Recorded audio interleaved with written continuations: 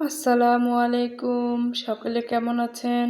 আশা করছি সবাই ভালো আছেন। আমরাও ভালো আছি আলহামদুলিল্লাহ।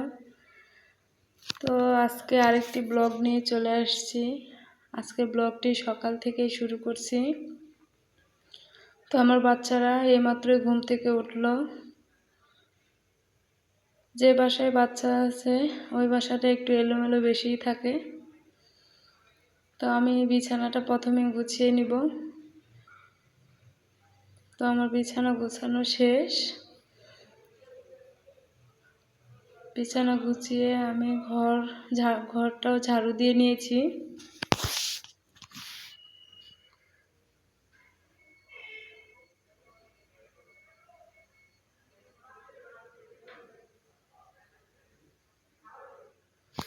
আর এই তো এখন চলে আসছি দুপুরের রান্নার জন্যে।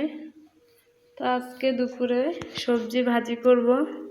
আর এখানে ফুলকপি, আলু আর সিম আছে। আর এখানে নিয়েছি বেগুনটা একটু চাক ভাজা করব।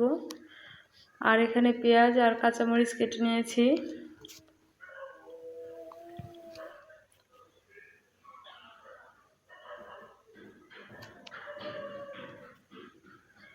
তো আমি প্রথমেই বেগুনটা ভাজা করে নিব।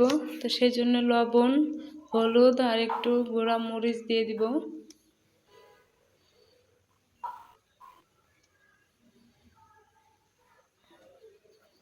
তো ভালো করে মাখিয়ে নিলাম। তেলটা গরম হয়ে গিয়েছে।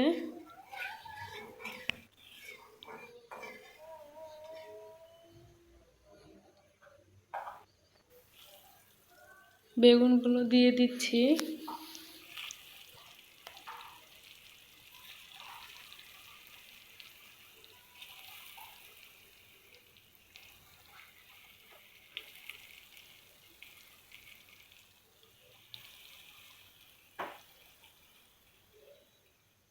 তো আমি যখন রান্না করতে আসি, এই যে আমার ছোট বেবি ও চলে আসে।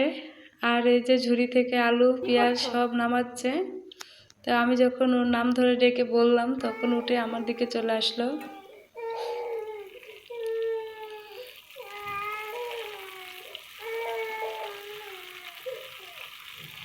বেগুনটা উল্টিয়ে দিলাম, এই পাশটা হয়ে গিয়েছে।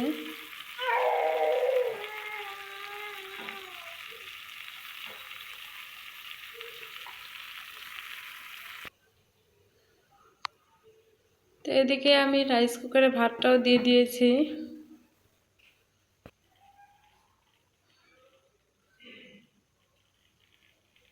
প্রথম যে বেগুনগুলো দিয়েছি সেগুলো হয়ে গিয়েছে, উঠিয়ে নিয়েছি। পরবর্তীগুলো দিয়ে দিয়েছি আর সেগুলো হয়ে গিয়েছে। আর এখানে আমি বেগুনের সাথে একটু পেঁয়াজ আর কাঁচামরিচ ভাজা দেব। তো সেই জন্যে আমি সেটাও সেই কড়াইতেই ভেজে নিচ্ছি। তো এখানে তেলটা একটু কম হয়ে গিয়েছে, আবার তেল দিয়ে দিব।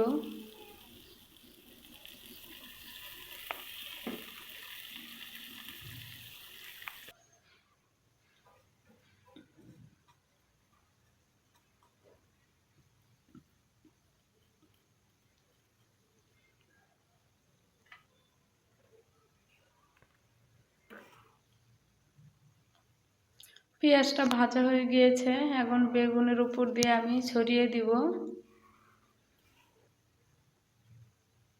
এভাবে বেগুন ভাজাটা খেতে খুব ভালো লাগে। পেঁয়াজ আর কাঁচামরিচ স্মেলটা খুব ভালো লাগে বেগুন ভাজার সাথে।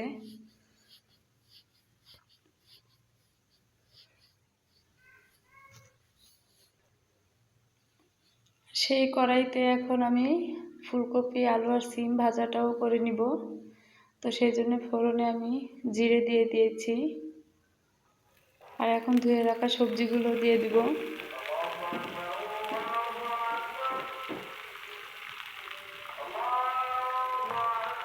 তার সাথে দিয়ে দিব কাঁচা মরিচ আর পেঁয়াজ কুচি, দিয়ে দিব অল্প একটু লবণ আর হলুদ।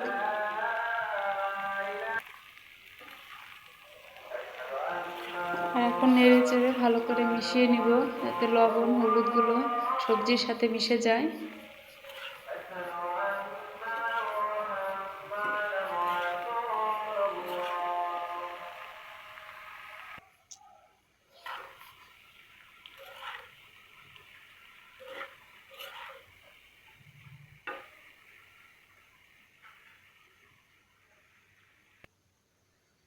আর এই তো ফাইনালি আমার রান্না বাড়া শেষ। এই যে আমার ভাজিটা হয়ে গিয়েছে, নামিয়ে নিয়েছি। তো আজকে দুপুরে সবজি ভাজি আর এদিকে বেগুন ভাজা। আর আগে আগে থেকে রান্না করা ছিল শোল মাছ, তো সেটা আমি ফ্রিজ থেকে বের করে গরম করে নিয়েছি। তো আজকের খাবার এই।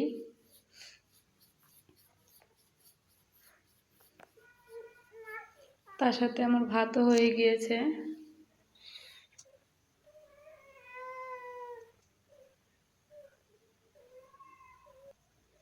রান্না করতে গিয়ে যেন থালাবাটি সব নষ্ট হয়েছিল, সেগুলো ধুয়ে নিয়েছি, চুলা পরিষ্কার করেছি। আর এখন গোসল করে নামাজ পড়ব।